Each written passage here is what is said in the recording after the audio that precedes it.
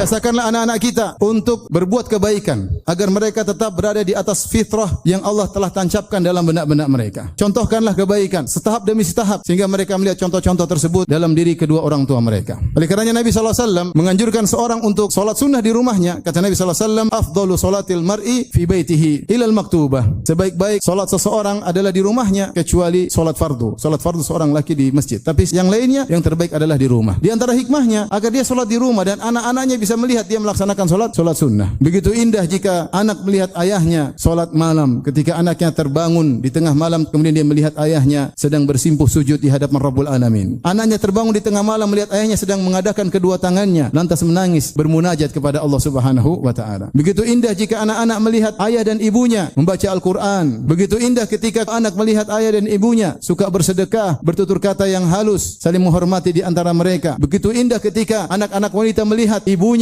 hormat kepada ayahnya, dan begitu indah ketika anak-anak laki melihat ayahnya begitu sayang kepada ibunya. Contoh nyata di hadapan mereka dan kemudian mereka akan tumbuh dalam contoh yang indah tersebut. Namun hati-hati jika sebaliknya ternyata kedua orang tua yang merubah fitrah anak-anak dengan mengajarkan hal-hal yang buruk. Betapa sedih jika kemudian seorang anak melihat kedua orang tuanya melanggar syariat Allah Subhanahu wa taala. Sehingga jadilah anak-anak dirubah fitrahnya oleh kedua orang tua mereka dan jadilah anak-anaknya kemudian melakukan dosa-dosa jariah yang akan terus mengalir kepada kedua orang tuanya. Wal iyadzu billah.